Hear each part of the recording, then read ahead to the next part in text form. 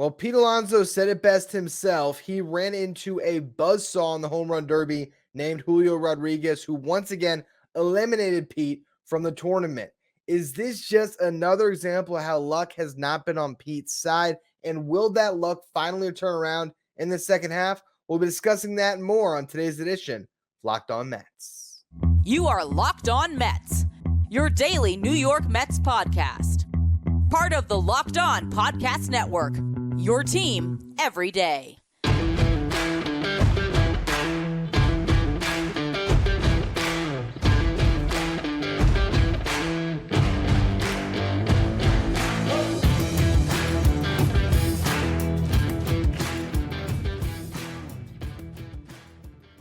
Hello to all you amazing Mets fans. You're watching Locked On Mets, part of the Locked On Podcast Network, your team every day.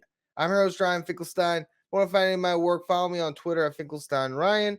Also find some of my writing at justbaseball.com, where I work as the managing editor.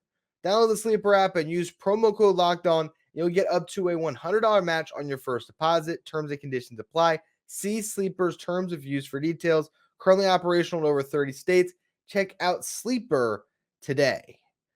Well, home run derby has come to pass, and Pete Alonso was barely a blip on our radar when you look at the scope of this year's event. The power that was on display was sensational. Adley Rutschman going from the left side and the right side, putting up 27 and quickly being dismantled by Luis Robert. You had Vladdy, who won the tournament, and then of course you had Randy Arozarena, who was the runner-up and put on a good showing as well. And then Julio Rodriguez, the guy who eliminated Pete Alonso with an historic 41 home run round. That was just insane as the home crowd egged him on, and he put on a show. And as a Mets fan watching the event, by the time Pete Alonso stepped in the box, you pretty much knew that he was only going to be on your screen for that 3-minute window with the bonus time. That was it. He was just going to go up there and take his cuts, and pretty rare to expect him to actually put up the greatest round in Derby history. Is he really going to go up and put 42 home runs up? Probably not.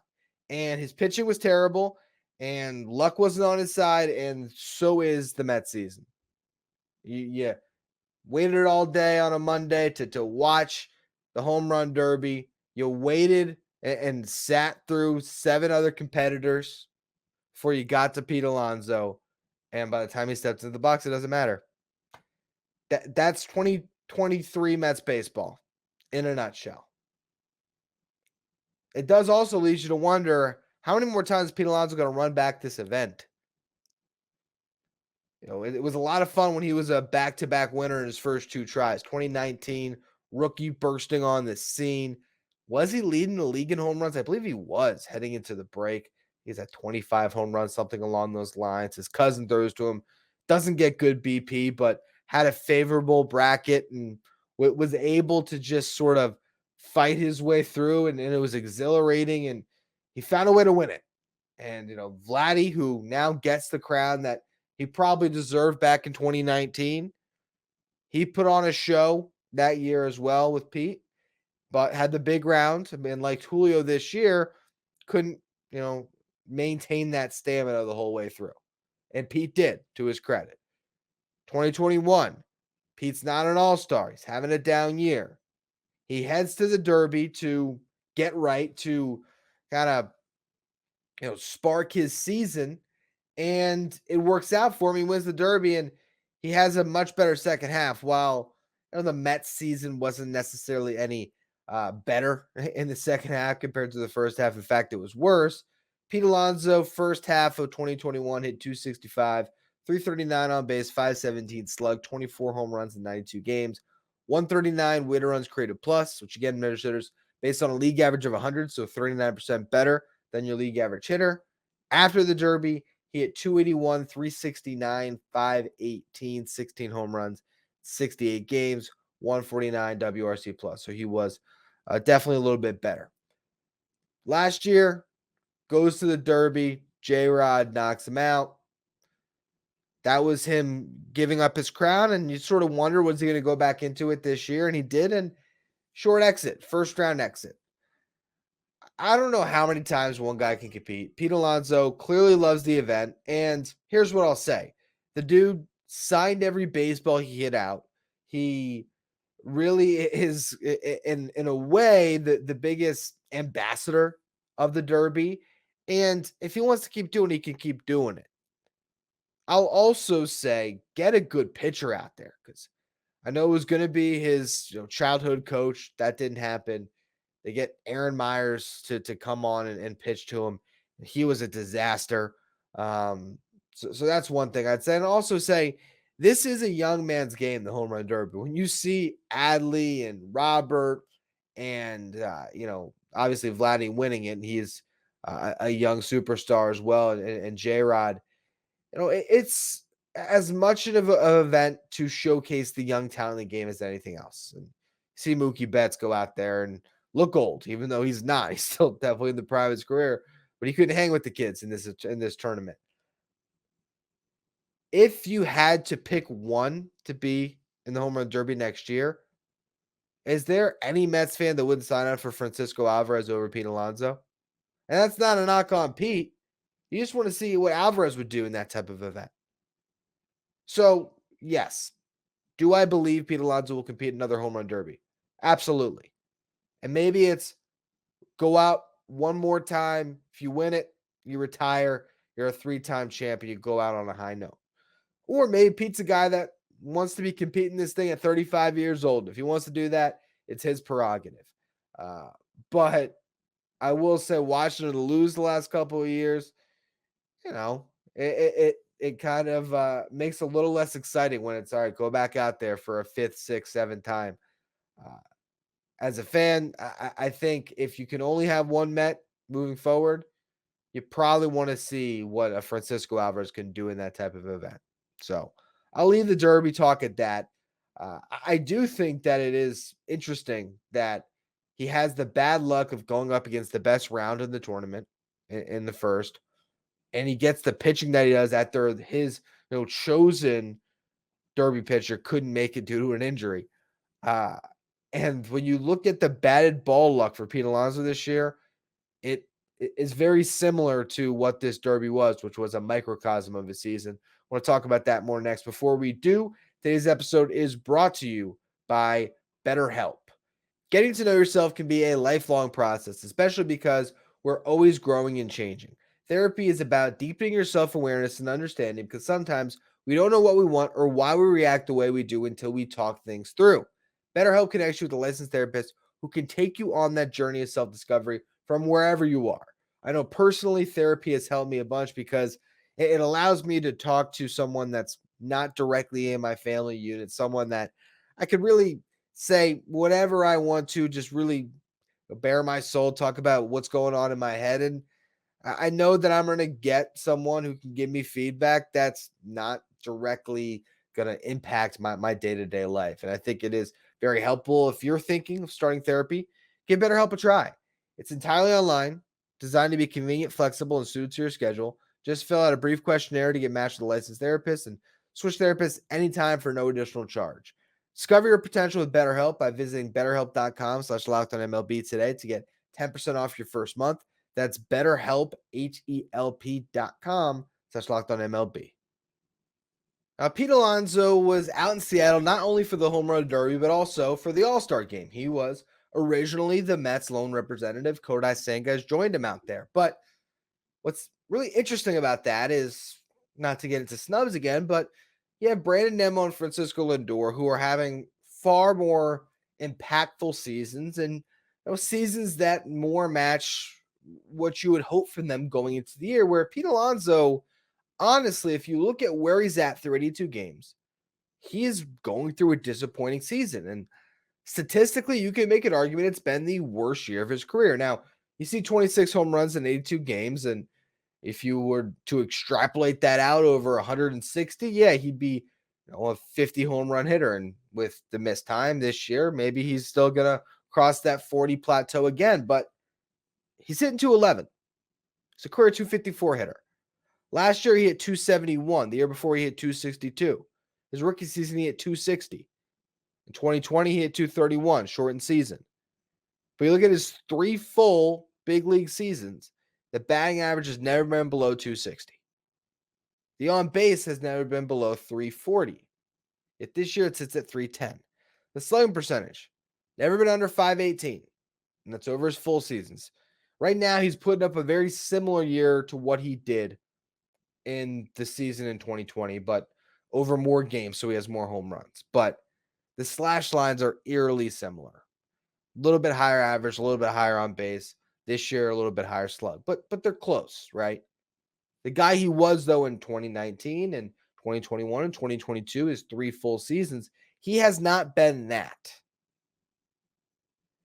Now, there is a pretty clear line of demarcation for Pete Alonso this season.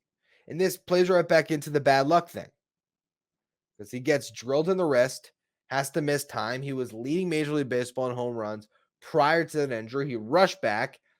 It didn't look good after he rushed back. Before, he had 231, 326 on base, 546 slug, 138 win runs created plus. Not incredible numbers. The average was still low. The on-base percentage was still low, but he had 22 home runs in 62 games. So you would take that, right? Since he's come back, he's played 20 games.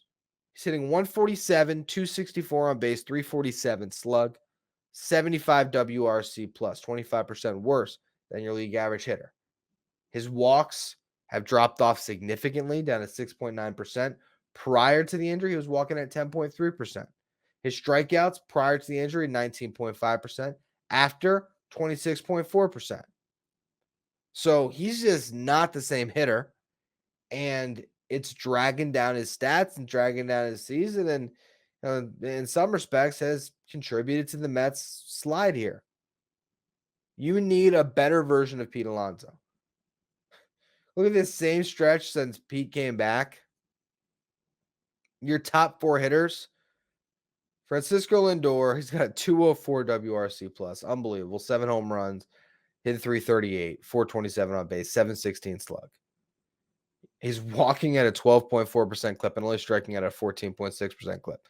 Lindor's been locked. Tommy Pham, 316 average, 393 on base, 494 slug. Brandon Nimmo, only hitting 205, 320 on base, 42 slug, though. The 7 home runs really buoy those stats. And then you got Alvarez, 242 average, 309 on base, not great, but 5 home runs and a 500 slugging percentage. Those have been your 4 above average major league hitters. Sitting with WRC pluses ranging from 122 with Nimmo to 123 with Alvarez to 149 with Pham, all the way up to that 204 mark for Lindor. And then you got Pete Alonso. And below him at the same time is Jeff McNeil, which is just another example of a bad season for the Mets, hitting the $169 in that 20-game stretch. The Mets are going to do anything this season. They need more from Pete Alonso. They need Pete Alonso to be the guy that he was at least in those first 60-plus games. The guy that hit 22 home runs compared to the guy that has, 4 in the last 20. If he's going to homer 4 or 5 times a month, you're not going anywhere. You need Pete Alonso to find his way to, 9, 10 home runs a month. You need Pete Alonso to hit 25 to close this season with over 50 and really carry the lineup. And if you get Pete to be that guy, well, Lindor is maybe not this, but some facsimile of what he was last year to what he's overall been this year. And maybe you still have a hot Pham and, all of a sudden you get out a little more from Alvarez and the lineup can work. But Pete Alonso is the main cog in the middle of it all. And yet, whether it's just coming off the injury, hitting into a lot of bad luck or something else, the pieces have not been aligned for him to have success, and they need to be. So what I want to talk about in the final segment is there anything specific that we can pinpoint that would illustrate why he's struggling, and also if there's reason for optimism. So we're going to get to all that in a minute. Before we do, today's episode is brought to you by Sleeper. Want the chance to win more money with less picks? Head to Sleeper, where you can win up to 100% your money on 2 or more fantasy baseball picks. Sleeper is now offering up to 100% payout for up to 8 pick contests. Choose as many as 8 players that you like and pick more or less on your favorite baseball stats like home runs, strikeouts, hits, and more. Get your picks right and you could win big. So let's just say you think Kodai Senga is going to get a ton of strikeouts. You can add that to your board. Look at Pete Alonso home run. Maybe you think he's going to hit one out, and who knows? Maybe you're also looking at the Marlins game. Say, Luis Ariz, he's chasing 400. He's going to get a couple of hits. You could put these all together to win big. And also, Sleeper has group chat functionality. So you can see and copy your group's picks with just a tap of a button. Sleeper can be available now in over 30 states. Entries can be made in 30 seconds or less. It's that easy, and there's safe and fast withdrawals. Use the promo code Locked On, and you'll get up to a $100 match on your first deposit. Terms and conditions apply. See Sleeper's terms of use for details. Again, currently operational in over 30 states. Check out Sleeper today. So is there anything in Pete Alonso's stats that really jumps out, that screams off the page, all right, this guy is due for some positive regression? I think the biggest thing is just bad BABIP luck. Okay, if you don't know what BABIP is, it's BABIP, batting average on balls put in play. So for his career, Pete Alonso's BABIP is 263, which is pretty on line with his 254 career average. You expect him to get some extra hits there. He's not a guy that's going to be stealing hits with his speed. He's going to be earning his hits, right? And it's about finding some grass when he hits those line drives in the outfield, and of course hitting the ball over the wall. And Pete Alonso has had a lot of success with that throughout his career. Last year, 279 BABIP, 271 average. 2021, 274 BABIP, 262 average. So usually that BABIP is going to be higher than his average. This year, it's the opposite. He's got a 186 BABIP, a 211 batting average. You look at his expected batting average, sitting at 256 right now. So there's some positive regression there. His expected slug is at 542, actual 497. So there's some hits that are being left on the table, whether that be good outfield defense played against him, just hitting into bad luck with line drives hit to the wrong place. There's definitely some of that. You look at his expected WOBA, so that's his expected weighted on base average. At 382, it puts him in the top 8% of the league. And that's actually a career best mark for Pete Alonso. All of this stuff just means that Alonso should be getting better results than he has. With that said, there's still some cause for concern. For one, since he's come off the IL, the strikeouts are up, the walks are down, and he's not hitting the ball as hard. On this season overall, his hard hit percentage is at 40.4%. For his career, his hard hit percentage is 44%. Last year was 44.8. The year before was 47.3. He's not consistently hitting the ball hard. His average exit velocity is slightly down. His barrel percentage, though, is pretty much on line with his career norms, and he hasn't quite gotten the max exit velo of seasons past, where he has a max exit velo of 118 plus in his first 3 seasons, 116 last year. This year it's 113, but I don't think that really tells us much of anything. I think overall the fact that he's hitting the ball hard a little bit less is something to look at. And I think if you look at the pitch by pitch breakdown, he has gotten eaten alive by off speed and hasn't fared great against breaking stuff either. And for what he's done in his career, even the fastball, the average is down a little bit on that. And you look at run value, he's crushing sliders, but he's having a lot of trouble with changeups and curveballs and sinkers and splitters and the limited slurves he has seen.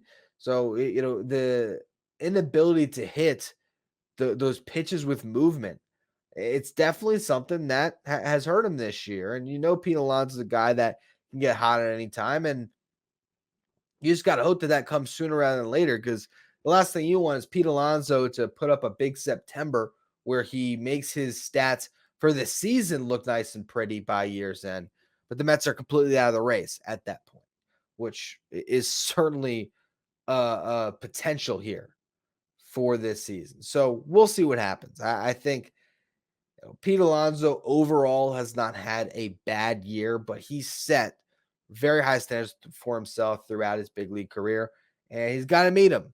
Otherwise, this team that he is one of the clear leaders on, it ain't going nowhere.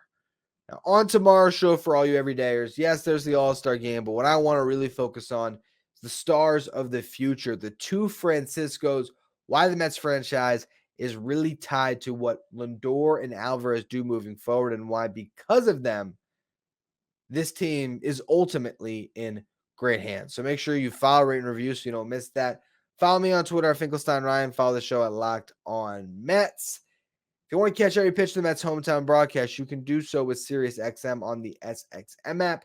Just search Mets.